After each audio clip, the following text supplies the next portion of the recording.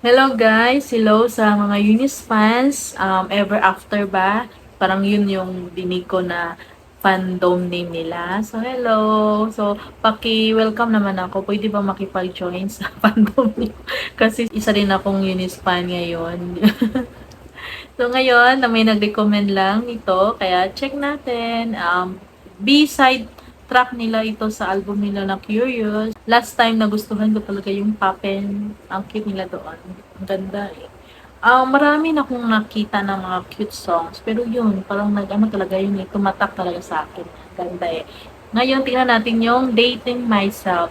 Nag-search ako sa YouTube ng live performance kung meron ba. Wala talaga. So, tingnan natin yung ano lang, lyric video lang nito. Fan-made din ito. Tingnan natin kung di natin malalaman kung sakto talaga yung mga line distribution dito. Pero, okay lang.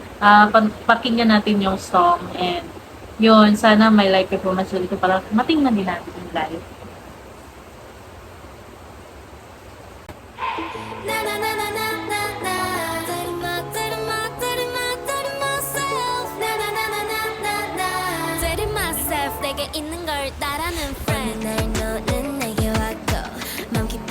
Si Yuna talaga nabigat talaga ko sa kanya eh. Ganda din ng ano ni Yuna, boses.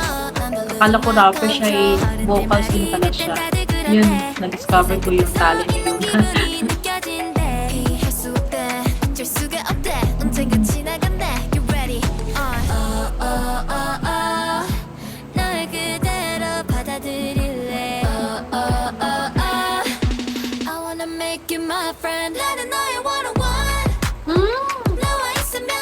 Ang taas ng boses ni Yuna. Siya talaga sa chorus, no? Wow! Oh, parang huli nang pumasok si Sohon ah. Wow!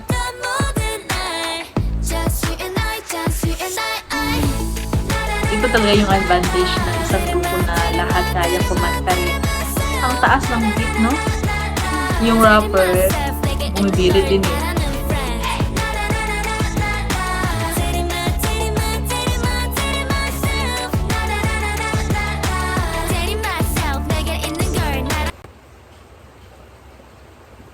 Parang yung message niya, song, dating myself, di ba? Nag-edit daw niya yung sarili niya. Then, I am your friend. So, yun. Parang love yourself. Ganun yung ano ng song.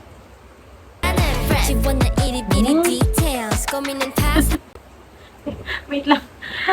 Ano to? Bakit may rap sing siya dito? Asa na yung ibang rapper? Ano ba to? Nag-switch ba sila ng parts dito? Binigay na, pati yung rap part binigay kay Alicia kasi bumabaya ba yung company nila dito.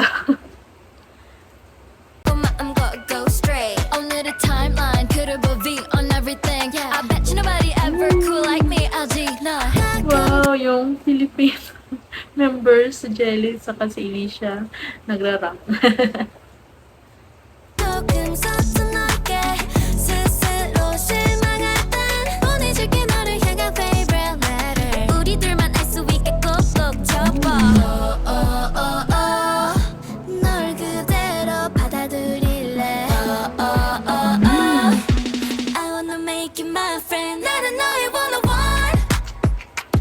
Nagulat talaga ako sa chorus na to.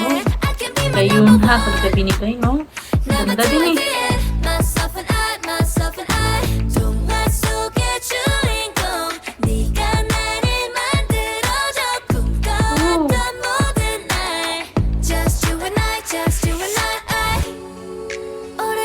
Wow, ang daming part ni Yunha ha. Parang inuna niya itong song na to. Ganda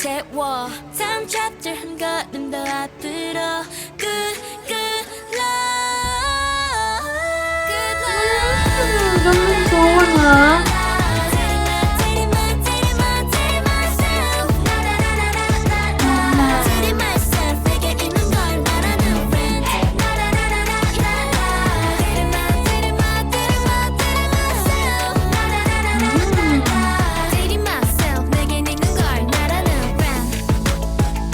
No, ganda naman nito ha. Instrumental ha. Meron siyang vibe na G-Friend. May song sa yung may clock na yon. Kalimutan kong title. Parang ganito yung ano niya eh. Yung vibe niya. At saka kay Ayu na kanta na ano nga yun yung sikat niyang kanta nung sumikat talaga. Kalimutan ko na yung title. Basta yung may parot. Ganito yung instrumental niya. May pagkahawig din. Yun, natapos nating panoorin yung lyric video na song nila na Taking Myself. So, yung song pala, no, parang love yourself to eh. Parang you're my only friend, parang ganon. So, dapat i-encourage mo yung sarili mo. Yan yun, i-love yourself na. Yung kakagulat sa song na to is kay Yunha. Ang dami niyang parts. Binigay talaga sa kanya yung vocal part din sa chorus part, diba? Saka yung bridge, sa kanya din eh.